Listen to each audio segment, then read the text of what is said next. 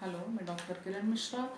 आज मेरा टॉपिक है psycho analytic theory of personality. ये फ्रॉइड की थ्योरी है। फ्रॉइड ने जो साइको एनालिटिक थ्योरी है इसकी 3 पार्ट्स में इसको डिवाइड किया है। सबसे पहला पार्ट है structure of personality, second part is dynamic of personality and third is development of personality. Structure of personality के इन्होंने 2 मॉडल्स बताए। फर्स्ट मॉडल है topographical model and second dynamic model. Topographical model क्या होता है? Topographical model and dynamic model आपस में कहीं ना कहीं बहुत कनेक्ट हैं। ये आगे बताऊंगी किस तरीके से।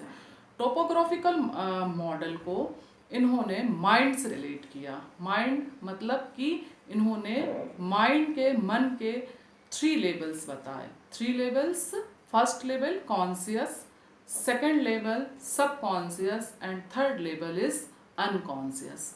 फर्स्ट लेवल कॉन्शियस को इन्होंने बोला कि कॉन्शियस जो होता है वो प्रेजेंट से रिलेटेड होता है। जैसे मैं अभी आपसे बात कर रही हूँ, मैं खाना खा रही हूँ, कोई भी व्यक्ति चल रहा है, जितने भी हम काम कर रहे हैं वो प्रेजेंट से रिलेटेड है, मतलब कि कॉन्शियस की कंडीशन में है। आप अपने डेली रूटीन के काम कर रहे हैं, आप कॉन्शियस की कंडीशन में हैं। सबकॉन्शियस को इन्होंने बोला कि जैसे मान लीजिए मेरे पास कोई बुक थी और मैंने किसी अलमारी में रख दी और मैं उसको भूल गई, बट मुझे कुछ दिन बाद याद आया कि मैंने वो बुक कहाँ है और कहाँ पे रखी है उसको।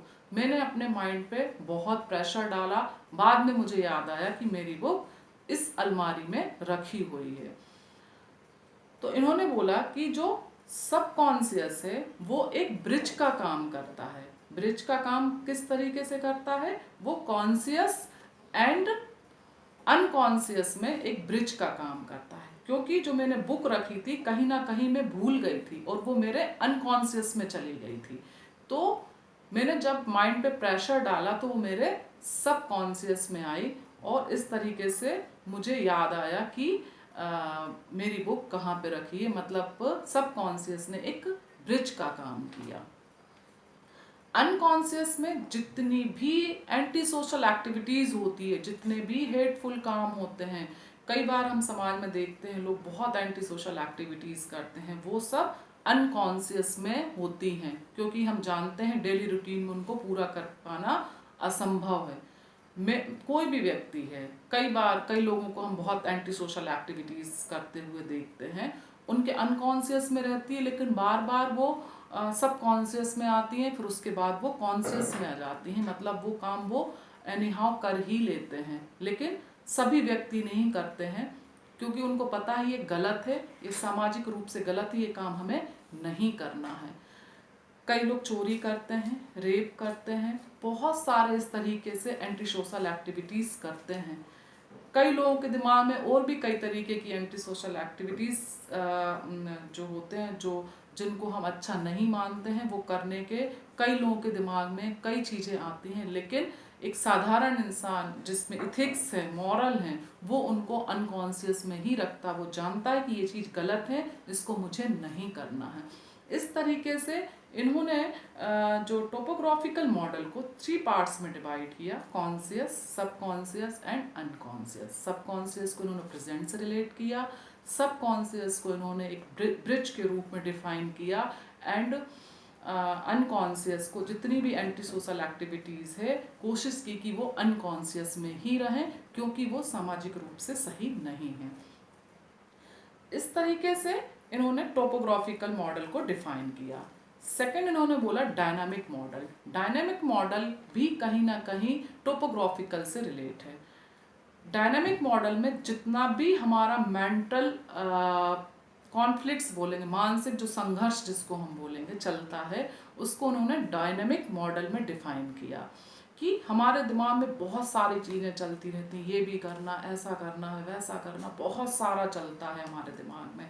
तो इन्होंने बोला कि ये क्यों हो रहा है, इसके पीछे रीज़न क्या है, इसका माइंड से क्या रिलेशन है, तो आपकी पर्सनालिटी से क्या रिलेशन है। तो इसको इन्होंने 3 पार्ट्स में डिवाइड किया। फर्स्ट इन्होंने बोला इड, सेकंड बोला ego and super ego. Id, ego and super ego के कारण ही हम इतने मानसिक संघर्ष की कंडीशन में रहते हैं। हमें ये करना है, ये नहीं करना है, ये क्यों करना है, इस तरीके से डेली रूटीन में हम बहुत सारी उथल पुथल रोज हमारे दिमाग में होता है, हर किसी व्यक्ति के दिमाग में भी होता है। इड को इन्होंने बोला कि इसका रियलिटी से कोई लेना देना नहीं। इसमें इन्होंने बच्चों को रखा, खास तौर से इन्फेंसी पीरियड की अगर हम बात करें, जो इन्फेंसी पीरियड होता है इसमें उन्होंने बच्चों को रखा कि आप कुछ भी करना चाह रहा है ये, क्योंकि बायोलॉजिकल कंपोनेंट्स हैं, जो इड में बायोलॉजिकल कंपोनेंट्स होते हैं, इस पर हम कंट्रोल नहीं कर सकते। कोई बच्चा रो रहा है, खांस रहा है, छींक रहा है, ये आपके बायोलॉजिकल कंपोनेंट्स हैं। साथ में उसमें जैसे जैसे वो बड़ा होता है तो उसमें ये चीज़ें आने लगती हैं कि ये कोई खिलौना है, मुझे एनी हाउ चाहिए ही चाहिए, वो कैसे भी आए मेरे पास। लेकिन जब उसके पेरेंट्स उसको ये समझाते हैं कि नहीं, ये खिलौना हम नहीं खरीद सकते, ये महंगा है, तो वो बच्चे को कहीं ना कहीं पेरेंट्स इथिक्स सिखा रहे हैं, मॉरल सिखा रहे हैं कि ये चीज़ हमारे बजट के बाहर है, हम नहीं खरीद सकते। बच्चे को, कई बच्चों को ये चीज़ समझ में भी आती है कि हाँ ये चीज़ मेरे पेरेंट्स मुझे नहीं दिला सकते हैं, तो कई बार वो अपना मन समझाता है कि नहीं कोई बात नहीं, खिलौना नहीं है मेरे पास, तो कुछ वो इमेजिन करके भी अपना मन समझाने की कोशिश करता है। तो इट को इन्होंने बोला कि इसका रियलिटी से कोई लेना देना नहीं होता है।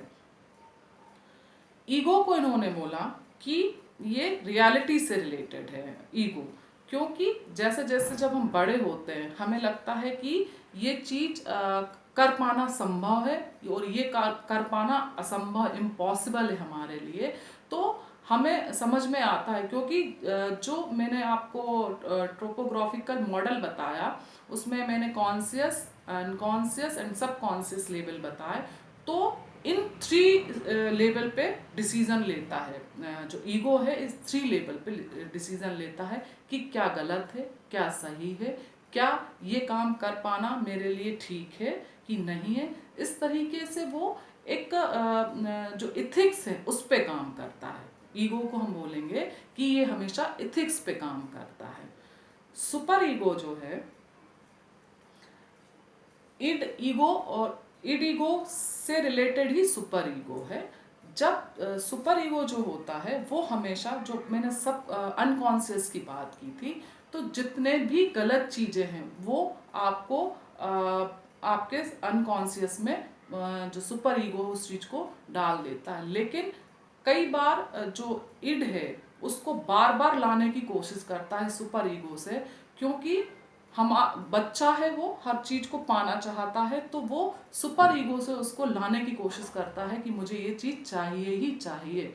लेकिन सुपर ईगो उसको बताता है कि नहीं, ये चीज गलत है। जिस तरीके से मैंने बोला सब कॉन्शियस एक ब्रिज का काम करता है, इसी तरीके से सुपर ईगो भी कोई भी गलत चीज की तरफ जाने का कोशिश नहीं करता। सही क्या है, गलत क्या है, वो उसको पता होता है, वो उसके अकॉर्डिंग ही काम करता है, क्योंकि वो एक एज पे आ चुका होता है। सुपर ईगो में आप एडल्ट की कंडीशन पे होते हैं, एडोलेसेंट की कंडीशन पे होते हैं, आप उस एज पे आ चुके होते हैं, तो आपको पता होता है कि गलत क्या है और सही क्या है।